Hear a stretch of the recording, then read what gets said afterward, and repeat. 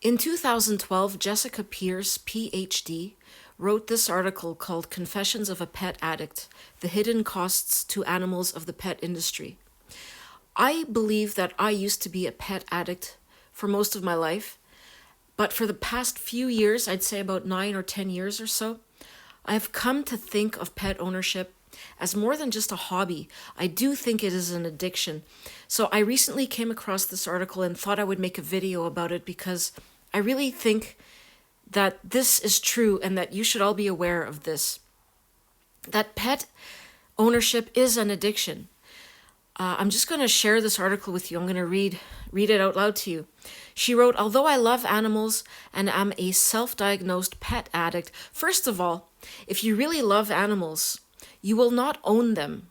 You will not keep them captive in cages or glass boxes or tie them up, on ropes and put collars and leashes on them and keep them confined behind fences and, barriers.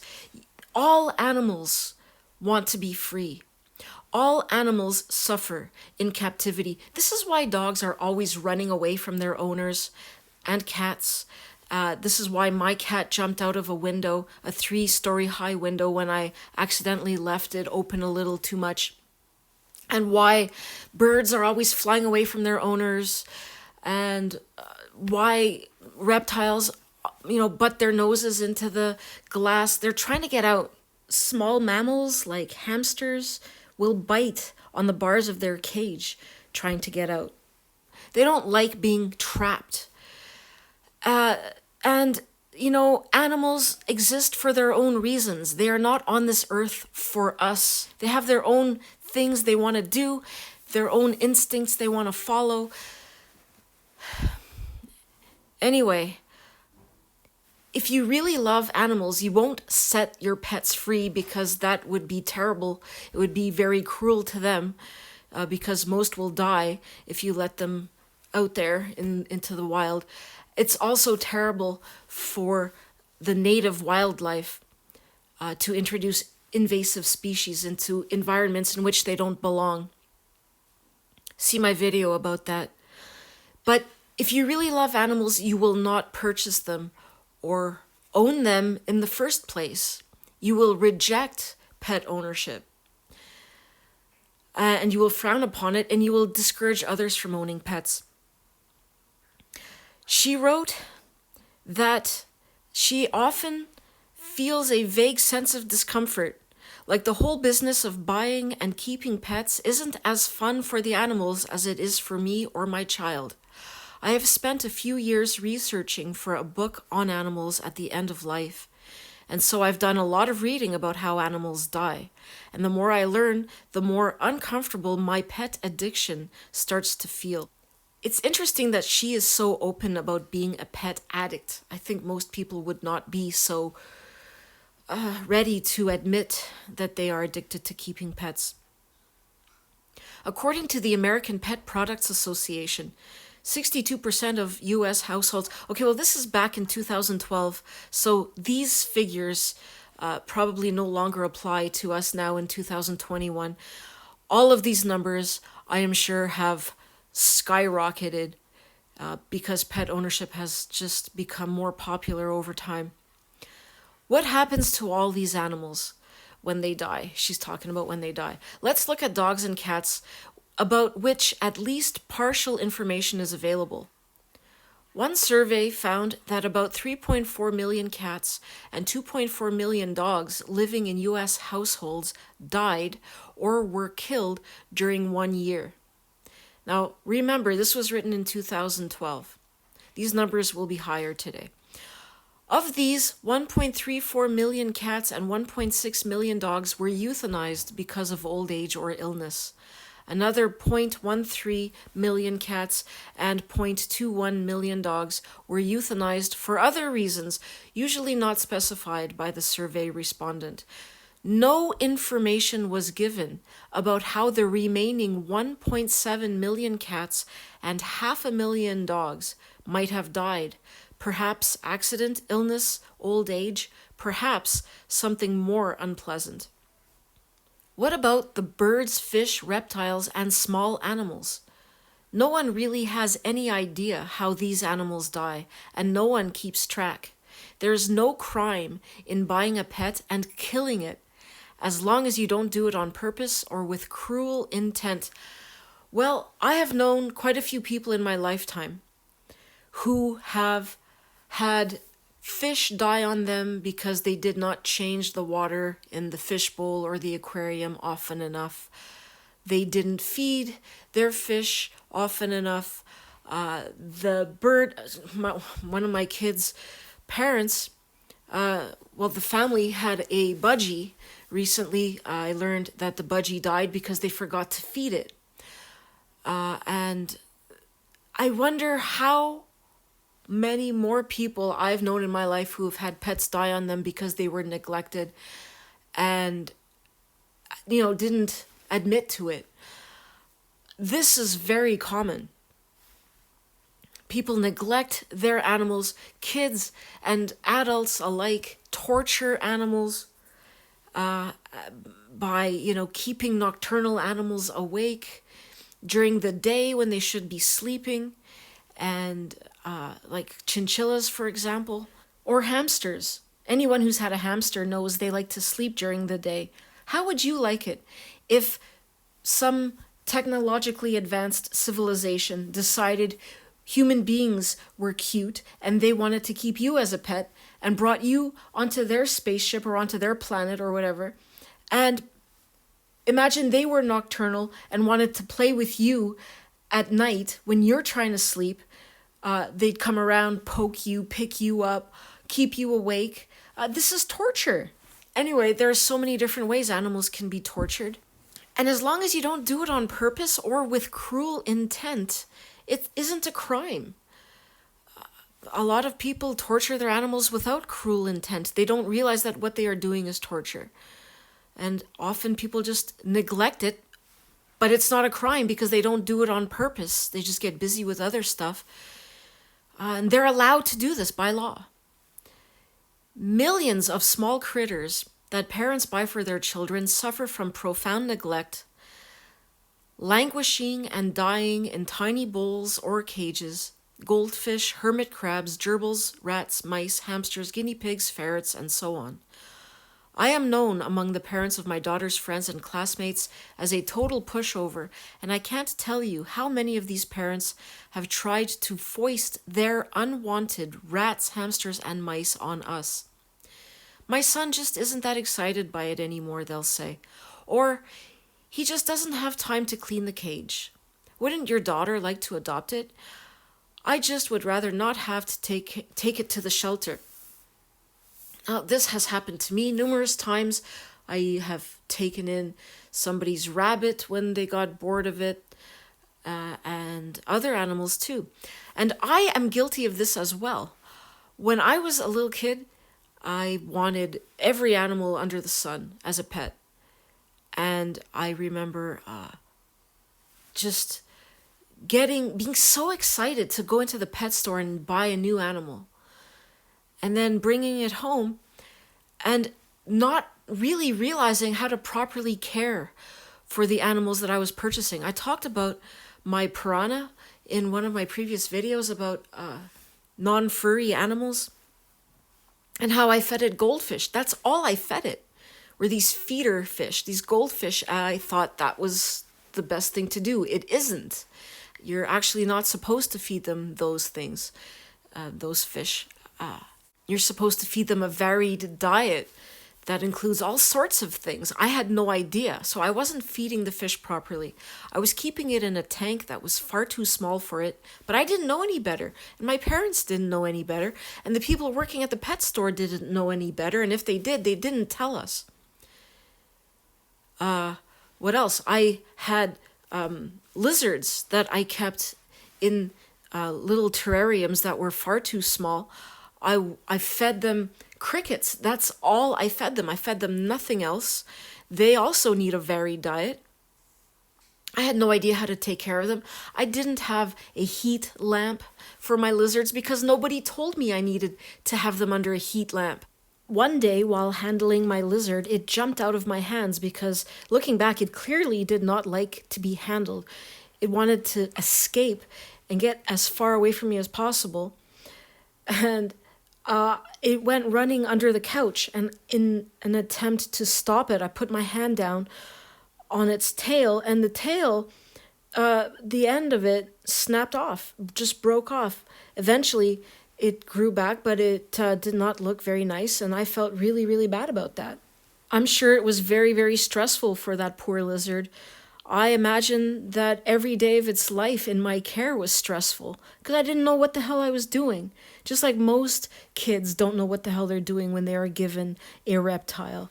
And not just children, that's a very misopedia thing I just said. There was a viewer, I forget their name, but they pointed it out to me recently in my video about how children are not allowed to be children anymore because of dogs. And in that video, I mentioned that kids often forget the instructions they are given when it comes to how to behave around animals. But it's not just children, like this viewer pointed out. Humans in general are often very irresponsible and cruel and forgetful, and just, it really has nothing to do with age. Most people out there are very stupid. Just think of how stupid the average person is and realize half of them are stupider than that. And these are the people that are buying pets and trying to care for pets. You can talk about being a responsible pet owner, but as long as you own a pet, no matter how responsible and intelligent you are putting out the message that pet ownership is A-okay. And you are encouraging others to follow your example. And they're going out and purchasing pets, and they might be stupider than you and just not as knowledgeable as you. And they're going to neglect and abuse their animals. But you have blood on your hands because you are putting out the message that pet ownership is okay. And that's what needs to change. We all need to frown upon pet ownership and discourage everyone from owning pets. Reptiles are just so, they have such complex needs. My turtle, I also had a tiny turtle. And I didn't take care of it properly because I was never instructed on how to properly care for it. And of course, these animals died in no time. They didn't live longer than a few months. And I just didn't know better. And how many other people out there are doing the same thing that I did? So this author writes, a friend of mine once put her children's pet rats in the closet. It took the 4 children more than 2 weeks to ask where the rats had gone. And this is what happens often. You buy pets for your children and it's a novelty. They're excited by it. It's just like when you buy your kids toys. And after a few days, they become bored or they want to move on to the next exciting thing and they forget all about it. And I was guilty of this too. And I know many, many people are, not just children, but grown-ups as well. So they stop spending as much time with the animal. They start neglecting the animal, and the animal suffers. Small mammals are incredibly resilient and can survive high levels of neglect, but reptiles and amphibians, such as snakes and geckos, require a relatively controlled environment. Heat lamps, daily humidifying, live food, not just live food, but they need a varied diet, and have very high mortality rates when taken in as pets. Forgive me if I sound rather shrill. Well, you don't have to say forgive me, but she does this because pet owners are going to get very upset by this article. And you see this in any article that criticizes pet ownership. The author will always, always apologize.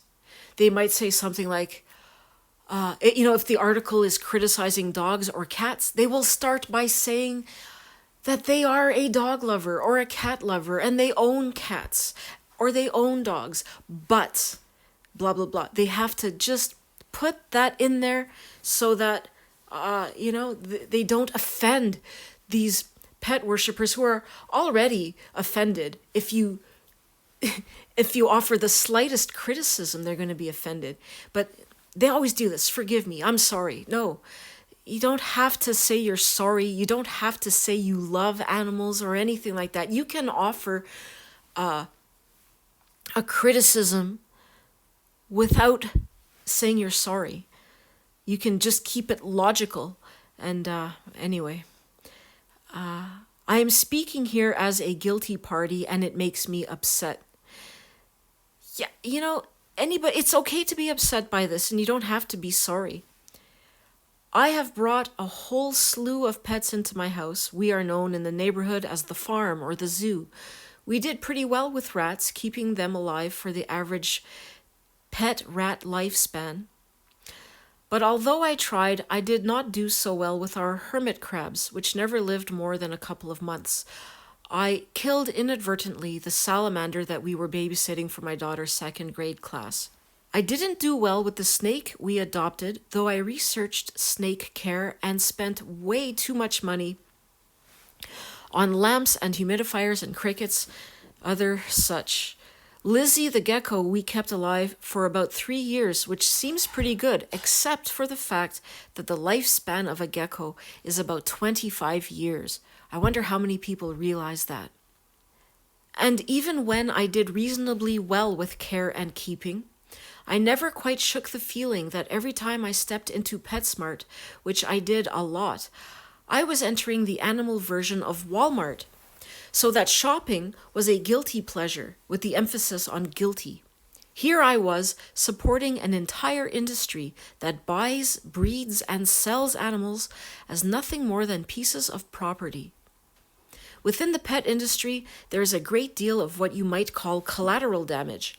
Many animals die in pet stores, on the way to stores from breeders and at breeders. At our local big box store, animals that get out of their cages in the store can no longer be sold. And guess what happens to them? We have, of course, the die-offs that routinely occur in puppy mills and kitty mills, and also likely in rat, hamster, guinea pig, ferret, mouse, and gerbil mills. Although many people who purchase and own pets are well-meaning and kind, the easy availability of animals also makes them vulnerable to abuse. We have the puppy whose mouth was taped shut and who suffocated to death. The hamster bludgeoned to death with a hammer by a young boy, his mother's chosen punishment for neglecting his homework. The dog shot for soiling the carpet. The house, and dogs are not just shot. They have their noses rubbed into it, they are yelled at, they are kicked, and so on and so forth. The house full of 100 cats, abandoned and left to die of starvation. The animal advocacy website petabuse.com keeps a database on over 16,000 active criminal abuse cases.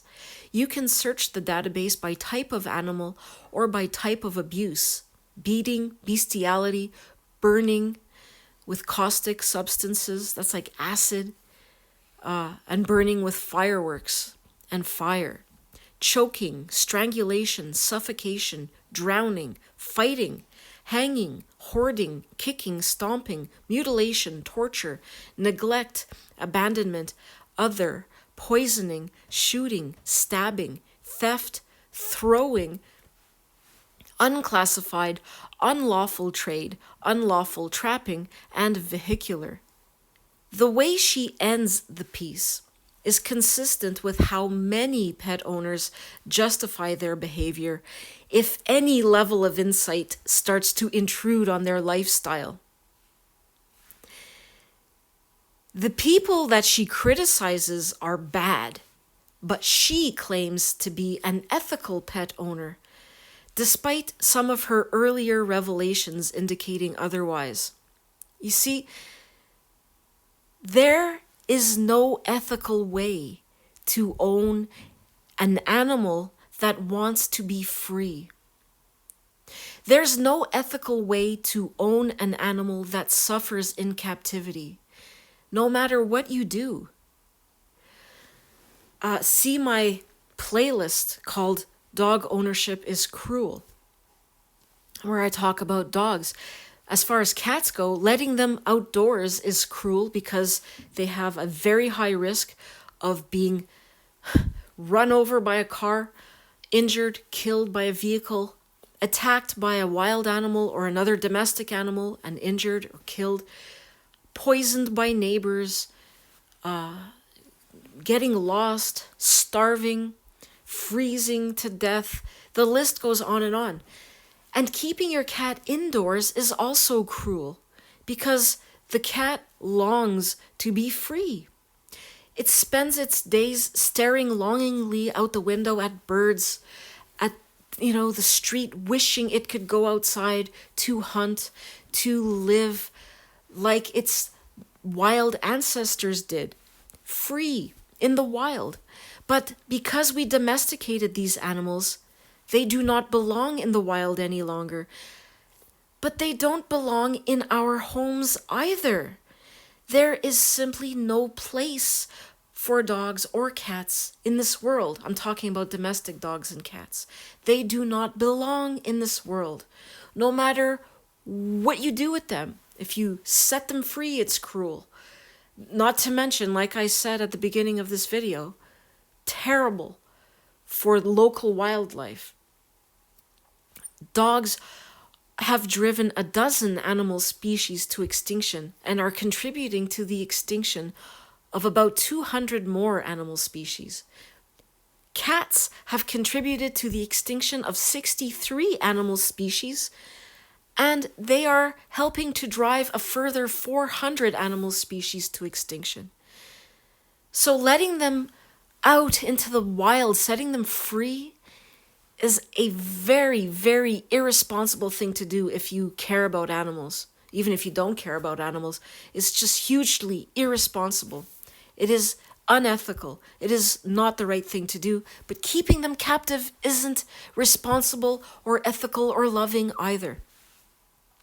As far as small mammals, reptiles, amphibians, and fish go, and birds, keeping these animals captive is cruel also, because they all suffer in captivity. They all have very complex needs as far as caring for them goes, and most people are not able to properly care for them.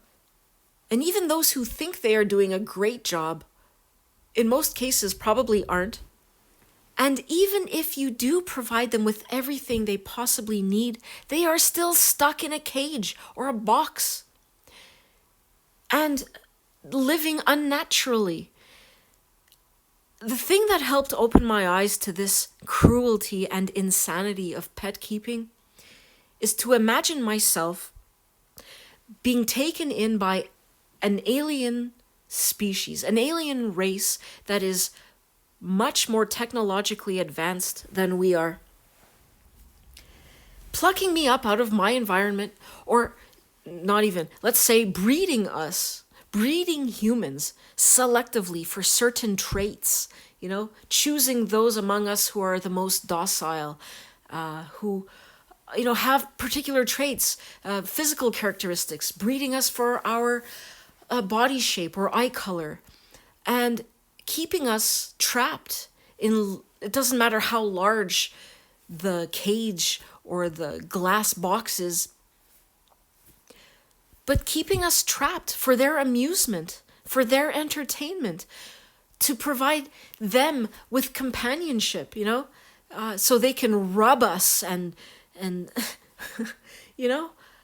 grope us, because this makes them feel good, because it makes them, because it lowers their anxiety or whatever, because they like the look of us, because they want to show us off, because we are a status symbol or whatever reason you can come up with, because we help them get around if they are visually impaired, or because whatever.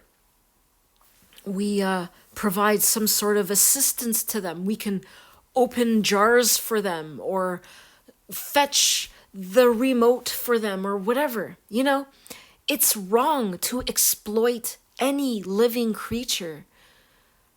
If there is an alternative, if you can find an alternate way of entertaining yourself, of getting around with your disability, of soothing yourself, of lowering your anxiety, of alleviating your depression, of grounding yourself if you have autism. There are alternatives. This is just service animals I'm talking about, but let's just talk about pets here.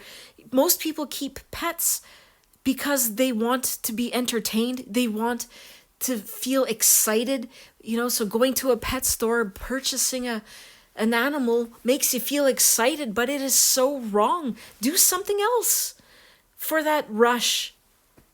Go to the amusement park. Get on a roller coaster. Go bungee jumping. Go alpine skiing. There is no end to the list of exciting things you can do if you are searching for a rush, or if you want to buy something, go buy a new pair of shoes. An inanimate object to satisfy that addiction, that need for a new purchase.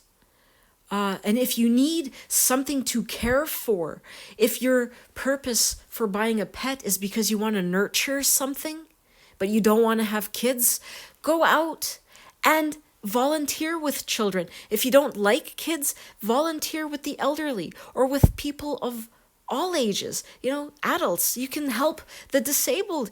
Get out there and read books to elderly people. That is nurturing. And the difference is that is, caring for a human being is so much more rewarding because they can actually verbalize their gratitude. And unlike pets, they can actually feel gratitude. You can actually have a two-way conversation with them that leaves you feeling great and fulfilled. And it's just, nurturing. What else? What's another reason people own pets? Because they want something to control. See, this is another reason people are on power trips and they get off on controlling every aspect of another being's existence. But this is unethical. No being wants to have every aspect of its existence controlled by you. What it eats, when it eats, whether or not it gets to mate, or spend time with members of its own species, or exercise, or interact with anybody, with you or anyone. It's just horrible. So what we need to do is call this out and say, this is wrong, and refuse to do it. And point it out to others who are caught up in this addiction, and tell them that what they are doing is not ethical. And frown upon pet ownership. You want to control something? Buy a remote-controlled car or airplane or robot or something. I've seen pets at Walmart, these remote-controlled pets. Get one of those. You want a cat for pest control? Buy mouse traps. We're not living in the Middle Ages anymore. You want a dog for protection? Learn self-defense techniques. Carry a weapon. You want a dog to protect your house? Get an alarm system.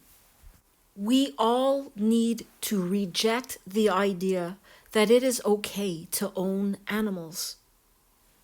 We all need to reject this notion that it is possible to be an ethical pet owner. Until we do this collectively, these animals are going to continue to become tortured. There is no ethical way to own a slave. And that's essentially what pet ownership is, keeping a being captive against its will. There's no ethical way to do this. There's no responsible way to do this. Responsible pet ownership does not exist. So quit making apologies when you write a blog or an article or leave a comment somewhere. You don't have to say you're sorry. You don't have to identify as a animal lover even. There's nothing wrong with not wanting to own these animals. There's nothing wrong with having an aversion to keeping them in your home. I personally cannot stand pet hair in my home, dander, snot, saliva, semen, smegma dripping all over my furniture and my bed. exposed anuses pressing down on my countertops or my furniture or my floors. I don't want to share my living space with these dirty animals. It doesn't make me an evil person. I have nothing to apologize for. For what? For being hygienic? I'm not going to apologize for that. I'm not going to apologize for wanting to devote all of my time to my family, to raising my children, and not have to divert some of that attention and love and money and resources and everything that I give to my children, not having to divert any of it to a worthless animal. I'm not going to apologize for that. I think I'm doing great, and I have nothing to apologize for. Being somebody who is against pet ownership does not make me evil. I am not out there abusing animals. Pet owners are the ones who are abusing animals. You see what I'm saying?